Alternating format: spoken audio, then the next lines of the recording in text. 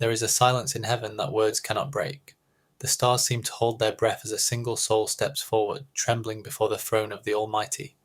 His name is forgotten in the world of the living, but his deeds are written in the eternal archives of heaven.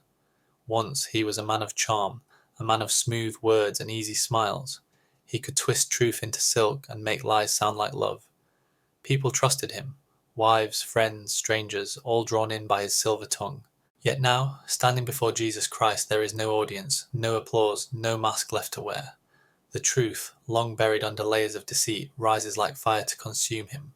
He tries to speak, but even his voice trembles in shame. His tongue, once quick to invent, now stumbles on every syllable. Around him, the great multitude of souls watch in a silence, their faces illuminated by the golden light that flows from the throne. Angels stand in solemn ranks, their eyes reflecting both mercy and justice. The man looks up, his breath caught in his throat, as the book of life opens. On every page his lies appear, not written in ink, but burned in light, and the sound of the pages turning is the sound of his own heart breaking. Jesus Christ rises from his seat, radiant and sorrowful. His eyes filled with infinite compassion pierce deeper than any question. "My child," he says, his voice like a whisper of thunder, "you were given words to bless, not to deceive. What have you done with the gift I placed upon your lips?" The man cannot answer. His mind reels through memories he wished to forget. Every false promise, every twisted truth, every time he used words to manipulate rather than heal, all now stand before him like ghosts that cannot die.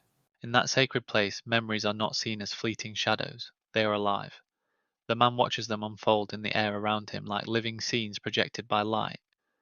There he is, much younger, standing in his office, telling a colleague a lie that ruined another's career. The scene shifts. He is in his home, telling his wife he had been faithful, though guilt stained his eyes. Another moment, he comforts a friend with false words, promising help that never came. Lies, small and great, pile up like stones, building a wall that separated him from God long before death ever did. The angels watch silently, but one, an archangel, steps forward, holding a scroll of radiant light. Every lie the archangel proclaims begins as a whisper in the heart. It feeds on fear, pride, or greed. You thought them harmless, but each one was a thread in the web that bound your soul. The man falls to his knees. He wants to deny it, to plead that he lied for good reasons, to spare pain, to avoid conflict, to protect himself. But even these excuses dissolve in the light. Truth needs no defense. Falsehood cannot stand under heaven's gaze. Then he hears voices, familiar ones, those he deceived. One by one their spirits appear, not in anger, but in sorrow. "You made me doubt my worth," says one. "You made me distrust love," says another. Their voices echo across eternity, not as accusations, but as lamentations.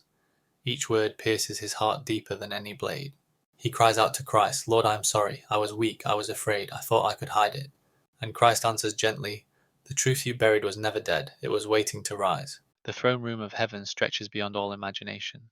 Its floor shines like glass mingled with fire, and every reflection reveals the soul as it truly is. There is no shadow, for the light of God fills every corner. The man stands before the throne, trembling, his spirit naked and transparent.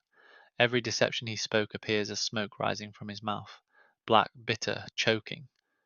The angels lift their wings, and the light dispels the smoke, leaving behind the scars it left on his soul. Christ steps down from the throne and walks toward him. The air trembles with divine presence. The man dares not look up, yet the hand of the Saviour gently lifts his chin. "Look upon me," Jesus says, "for I am the truth." The man looks, and in that gaze he sees everything, the beauty of creation, the agony of the cross, the love that died to redeem even him. But he also sees how every lie he told had wounded not just people, but God himself. Every time he deceived, he distanced his heart from the Creator who is truth eternal. Every falsehood was a nail driven deeper into the wounds of Christ. Tears fall freely. The man tries to speak again, but words fail him. All that escapes his lips is a whisper, "I did not think it mattered." And Christ answers, "Every word matters, for with your words you build worlds or destroy them. Did you not know that I hear every promise, every whisper, every vow? Did you not know that every lie changes the shape of your soul?" As he speaks, light begins to pour from his hands, washing over the man. It burns, but not like fire. It burns like truth revealing itself. The man sees his life laid bare. Every moment he could have chosen honesty, but didn't. Every time he let pride or fear rule over conscience. He sees what might have been, relationships healed, hearts mended, blessings multiplied, if only he had spoken the truth. He falls flat upon the golden floor, sobbing, Lord, I have nothing left but regret. Jesus kneels beside him.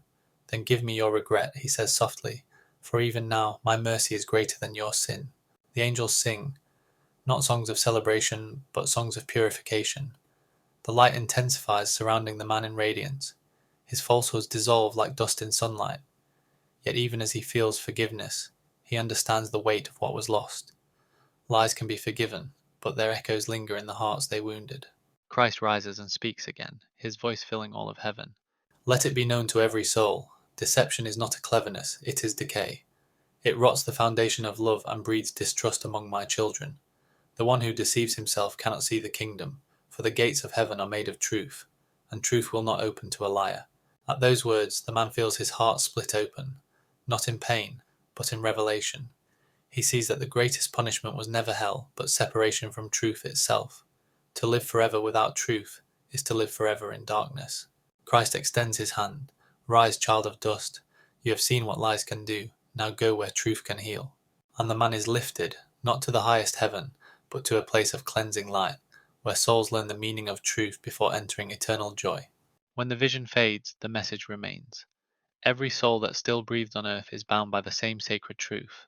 Words are not weapons of convenience, they are mirrors of the soul. To lie, even in small things, is to chip away at the image of God within us. In a world where deceit has become a language, honesty is rebellion.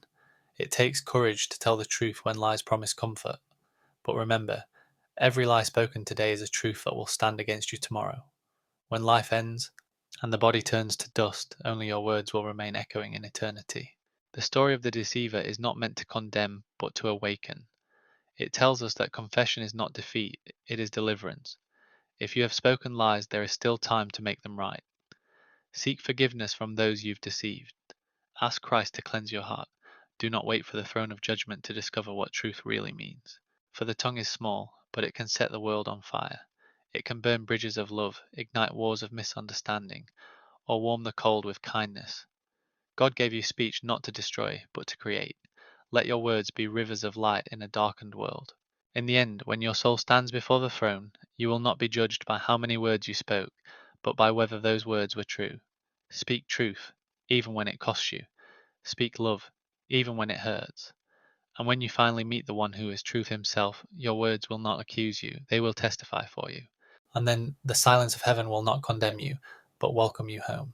The book is opened, and your deeds are weighed. No, I deny it. It was not my fault.